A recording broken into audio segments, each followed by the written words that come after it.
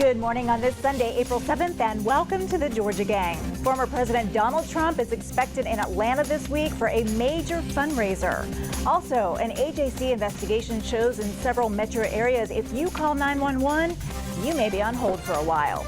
And after a fiery debate here on the show last week, we're revisiting the issue of Marta's future plans. We've already been debating. Kathy, Phil, Farron, and Janelle are all here. The debate and discussion begin right now. From the Fox 5 studios, the Georgia Gang starts now. President Donald Trump is headed back to Georgia this week, this time for a fundraiser in Metro Atlanta. Some big political names are headlining the event, including former Senators Kelly Loeffler and David Perdue. Phil, the former president was just in Georgia last month for a rally in Rome. So what does it say about the strategy here in Georgia? The strategy in Georgia is to come here and get money from big donors. And we're a better place than the Atlanta section of Buckhead. And so I think what, he always likes to make news. I know you're surprised at that. But there's some big donors that are coming in, and I'm told that in Mar-a-Lago every weekend they're having big fundraisers, not just for Trump, but for a lot of the candidates. So he's ramping up. He uses the weekends to fundraise. All right, well, there in a poll out this week by the Wall Street Journal shows former President Trump leading by 1 point here in Georgia. And if we continue to see the race this close, I assume we'll be seeing more President Biden as well. Well, surprise, surprise. You know, I said this about a month or so ago that this race would tighten, and I had to live those tough 2 months on this show and also on the podcast defending the president's campaign and how he was going to ramp up. So I think these numbers in Georgia are accurate. I mean, look, Trump has got to come here. Former President Trump's got to come here. He's got to win. He's got to spend time. But I've said this before. Look, we got to rebuild this Biden coalition, and I think it's like certain sectors. But the person who's a pivotal point and a person who we need in our turnout model for Democrats is Donald Trump. So the more he comes to the state, the more he wants to come down here, and I'm sure he's going to have some surprises. I'm sure he's going to insult people, and he's raising all this money. Partly, and not all of it's going towards his legal defense. I think that's going to encourage Democrats to really take this state a little bit more seriously. Well, former President Trump, he needs a strong turnout in rural Georgia, but how does he convince more moderate voters in the metro areas to support him? A lot of those moderate voters are suburban women, right? And we just saw Marty Kemp say, the First Lady say, I'm going to write in my husband's name for president. I think he would make a great president. So, he is struggling with the female vote. Oh yeah, he's struggling because as of right now, it used to be in Georgia that if you won the rural voter, then you won the state, right? It was almost like we didn't really need the metro as Republicans, but now we do. I think that the way he's going to win over those disenchanted voters, those voters that didn't support him in the primary, is by talking about the things they care about. At this point, these voters do not care about the whole legal struggle and the legal issue. Making everything about that, pointing everything towards you is going to turn these voters off. What they want to hear about is the economy. What is your plan for bringing the economy back? What is your plan as it relates to the abortion conversation? Because we know that that's going to be a top conversation, particularly on the left. What are you going to do as it relates to the migrants? And it has to be something bigger than building the wall at this point, because we have almost 10 million people here that are here illegally. So if you can just start talking about the issues, give these voters something to advocate for, because I can tell you what these voters are not going to advocate for, and that's your legal woes. That's not something that they're talking about. It's not something they care about. So let's focus in on the issues that affect all of America, and I think he'll win them. Well, Kathy, we saw Senator Warnock criticizing the former president for selling Trump licensed Bibles. Senator Warnock saying that the former president crossed the line here. Yeah, he's a grifter, right? He's just coming into town with a suitcase full of Bibles, asking people to buy them, and he's funding his legal defense with it. How anyone can give him any money at this point, I don't know. Even Janelle is sounding like a Democrat. She's singing the praises of Joe Biden clearly back. and all the great work that he's done on the economy. And I can't believe this guy. He is gross and nasty, and women are not going to vote for him. I'm going to let Phil talk, and then I'm going to handle that one. Huh. Oh, thanks. Okay, well, Janelle stepping in as moderator. It's a sad day when someone is attacked for promoting the Holy Bible. So what? In fact, Trump has sent a message, especially since fallen Catholic Joe Biden insulted Christians nationwide and worldwide with his trans propaganda on the holiest day of the year for the Christian faith. I think a lot of Christians now realize what Donald Trump said. I'm going to protect Christians in this country. And he's made an effort. Now, you know, no Christian is perfect except for Jesus Christ who walked on this earth. So people say, oh, what is he talking about, Christianity? No, the good Lord can use anybody to promote the faith, so to speak, and to protect Christians. Christians are under attack under the Biden administration. Yeah, oh, sorry. Go ahead. Go ahead there. Oh. Go ahead, because I want to make sure. Okay, real quick. I just got to make sure I say this because it's not sounding like a Democrat to say that you want to hear actual strategy to fix issues that Democrats have caused. I think it's showing that you want to hear actual strategies because the Democrats have been a disaster. There's nothing Biden has done that I can look at and say, this would make me vote for him, or this is something that I think we should all rally around and get excited about. Nothing, okay? He has been terrible, a disaster, and we can see that in the economy. Kathy. I'll be short because I know Theron wants to get in here on some of the talking points of that, but we'll just talk about abortion for a minute. Biden had nothing to do with that. You just categorized him as having something to do with that. He had nothing to do with that policy. The economy is doing better than it's done. Good policy. That's why he had nothing to do with it. Well, you just said he had something to do with it, and that's why people No, I mean bad policies. He has everything to do with bad policies. Yes, I am talking about Biden. Yeah. I'm shocked. Yeah. President He doesn't have anything to do with good policies. No, well, we're not going anywhere on this conversation, that's for sure. Here's the thing. Go ahead. No, go ahead, Kathy. Here's the thing. The economy is doing better than it's done in probably a decade. Well, I wish we could feel Republicans are responsible for taking abortion rights away from women in states across this country. And our president, the former President Trump, is a grifter. He's selling Bibles. I know of no other president ever, could be somebody I didn't know, that's taken to selling tchotchkes online, and I'm not referring to the Bible as a tchotchke, but what is he doing selling Bibles? That man hadn't been in church a day in his life. Well, that's a good transition to what Senator Warnock said. He said that the Bible does not need Donald Trump's endorsement. And he also talked about how, if you're going to pass out Bibles, why not live into the things that they talk about in the Bible, right? Being, a fruitful person, goodness, faithfulness, gentleness, self-control. These are things that Donald Trump does not display. But the second thing is, I don't want to underscore that First Lady Marty Kemp said that she's not going to vote for Donald Trump. Well, no surprise there. Well, no, it's a big surprise because Janelle did mention this. The women vote, particularly my favorite group, the college-educated, disaffected suburban women, not just white women anymore, I think are going to follow suit with the First Lady. I mean, for the First Lady to say that in an interview and say, I'm going to write in my husband, is the first time I've seen that from a prominent First Lady in a southern state that Donald Trump must win. That is a huge, huge blow to the Trump campaign. All right, I just want to mention the election interference case continues because Fulton County Superior Court Judge Scott McAfee denied former President Donald Trump's motion to dismiss the Georgia election interference case on First Amendment grounds. I would love to discuss this, but we will at a later date because we're running out of time for this first block. Up next, an AJC investigation into the 911 systems in Metro Atlanta. We'll discuss the areas you're likely be put on hold. Have a question or comment for the Georgia Gang? Email them at georgiagang@foxtv.com. Some disturbing details outlined in an AJC investigation regarding the 911 systems in several metro areas. Investigative reporters Catherine Landergan and Stephanie Lamb found that about 30% of emergency calls last year in Atlanta were put on hold for longer than the industry standards, which requires that nearly all calls be answered by a 911 operator within 20 seconds. Well, Atlanta hasn't met that standard in 4 years. In Gwinnett County, the 911 center failed to meet the standard for a third of emergency calls last year, and in DeKalb, it's worse. About half of emergency calls took longer than 20 seconds to answer, according to county data. Theron, these are the services we rely on government for.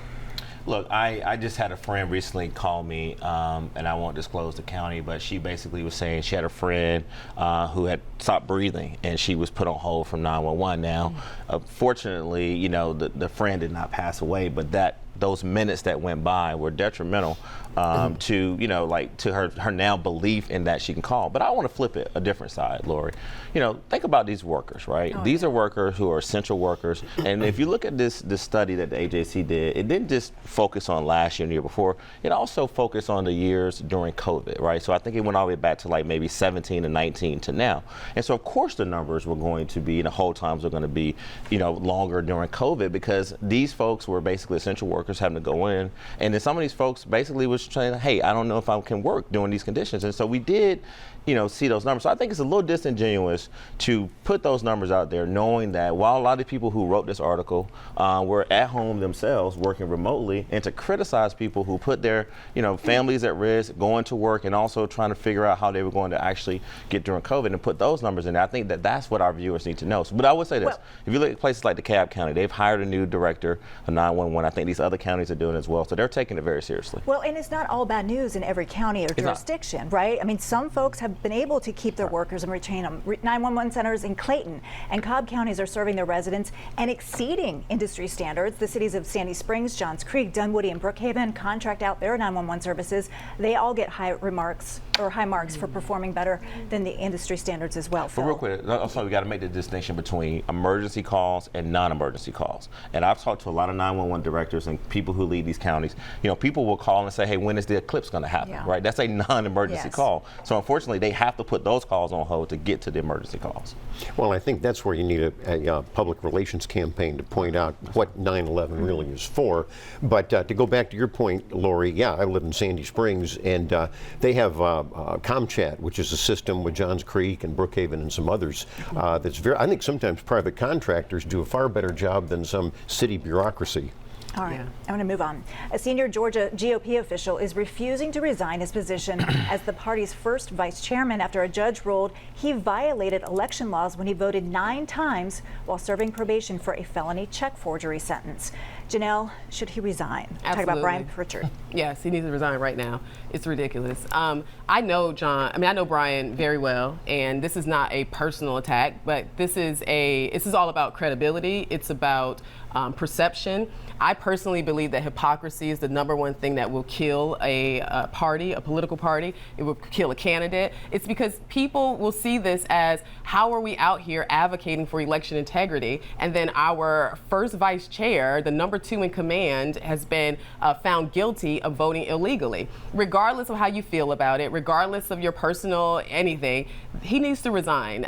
It's ridiculous. It's a weight. It's making your personal feelings more of a priority than the party, and we've got to get over that and stop doing that. Kathy. Well, on this we can agree. And in fact, I made him my loser last week as I went on a little bit long. But he should absolutely resign. He should be forced to resign. He should, have his position just taken away. I don't know procedurally how you do that, but y'all are pretty good at changing the rules so things can happen. So take it away. We learn from the best. That's right. Y'all are on fire today. Yeah, Well, okay, Georgia is getting more than $600 million in the monumental opioid settlement. It's part of the $50 billion nationwide settlement with drug makers. There in the state will use this money for drug treatment and prevention. Lori, we've been talking about this opioid crisis for a long time on this show, and it wasn't just in the metro area. I mean, it was really heavily impacted people in the rural areas. And so you saw lawyers come together with county governments to the best of their ability to try to investigate, get testimonies, get to the systemic reason of why people in Georgia and these counties were basically overdosing with, these drugs, and particularly opioid crisis. And so, this money is well overdue. I think the counties now have got to make sure that they're transparent about the federal funding that's coming, make sure that people who qualify for the money actually get it. But this was something that I think that we've been talking about for a long time, and Georgia definitely will definitely make sure that they get the people who need it the most. Phil.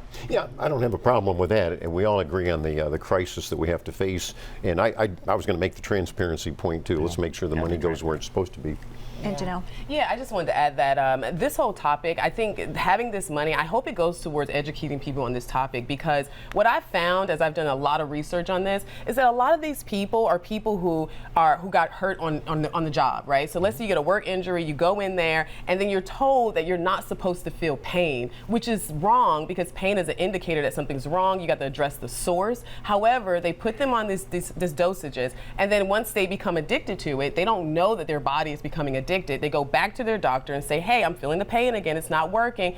And then the big pharma was telling them that you need to increase the dosage. So these are people who literally walked into addiction a lot of ways unknowingly. So I am glad to see this is happening. I hope this money goes back to restoring dignity to these people and helping them to remember who they were prior to the injury, not just the addiction. And DBHDD Commissioner Kevin Tanner will have a press conference Monday to talk about how this money will be doled out. And I work with him, and he will dot all I's. He runs a very good agency. Yes, he does. So, all right. Awesome. Up next, after a robust debate last week on Marta's future plans, here we go. Buckle up. We're taking a deeper dive on the issue next. Join the discussion on the Georgia Gang Facebook page and watch past episodes on the Georgia Gang YouTube channel. So if you missed last week's show, you missed fiery debate over Marta's future plans. I'd advise you to go back and watch. Atlanta Mayor Andre Dickens announced plans for 4 new Marta stations as the transit agency looks to expand on the Beltline. Phil, let's kind of pick up where we left off last week, because this is not an agency that is flush with cash. Can Marta afford all of these new plans, and what should be the priority? And what about the Beltline? Well, first, I think the big question was that my 2 colleagues were going after each other last week was what does rail mean for the Beltline? Do we want connected rail, or do we want rail right on the Beltline, which is it's not really a loop. As I was doing my research, it's more like a U. I understand that the city doesn't own all of the Beltline, although Lori, Marta over the last 2 or 3 years now does have some money. I actually studied where the 4 new stations are, and they look like 4 quadrants of the city that are just right placed for people to get connected with the Beltline. So I think that the Mayor Andre Dickens, with this debate going on, at some point soon is going to have to take a stand. I admired him for taking a stand on the police training facility. He was bold. Let's be bold on this one, Mr. Mayor. Well, Kathy, there appears to be 2 separate groups that we're talking about, those for transit on the Beltline and then those who are opposed. Opponents say that expanding rail on the Beltline would mean like many years of construction, the high cost of light rail they're talking about, and supporters say, though, that this is the way to connect the 45 neighborhoods along the Beltline. Yeah, so there's a lot to say about all of this, but first we need to know is that the Beltline started as a transit project. We rezoned, as I said last week, all the neighborhoods around it to transit-oriented density 20 years ago, because that's what Marta said was needed to put transit on the Beltline. Now we have phenomenal traffic congestion, and people can't even get around these neighborhoods because we've built this sort of wall of density. But what's important to understand is that when I started as transportation chair, the city had no transportation plan whatsoever. We did not even have transportation staff. 20 years later, we're not much better off. And so when the mayor comes out and says, in a speech, oh yeah, we're going to build 4 infill stations, but there's no long-range plan for what that means or why we would do it. We're still doing this thing where we're like sort of jabbing things in the dark. Transportation plans take a long time to plan, implement, and sort of have it connected to the whole. And so while these may be good, they have no studies behind them. There's no basis for understanding why you would put them there, and they're incredibly expensive. So let's get back and have a plan. And what Marta has not done is do the kind of study you need to do to say, how can we do this? What's the technology? How fast can it go? How fast can we put it in? And when can we start? And if they did an RFP with a private company for that, I think they'd find out, but they have no capacity on staff to do this themselves. Well, Theron, a Marta study that I looked up found a 3-mile segment, and I think the study was done in 2022. So a 3-mile segment of the Beltline from Ponce City Market to Lindbergh would cost almost $500 million. Are there better, less expensive options out there? There are, and let's talk about that segment, that ESide Trail, which is very walkable. Transit, you see scooters, you see people running, you see people walking, but there was a group of business owners there that came out and opposed what Kathy is supporting, which is to have rail on the Beltline. And the reason they oppose it is that, look, I'm not going to debate Kathy and Shirley Franklin and Ryan Gravel, and there was others, that talked about a loop in Atlanta before Ryan Gravel and Kathy and Shirley came up with that.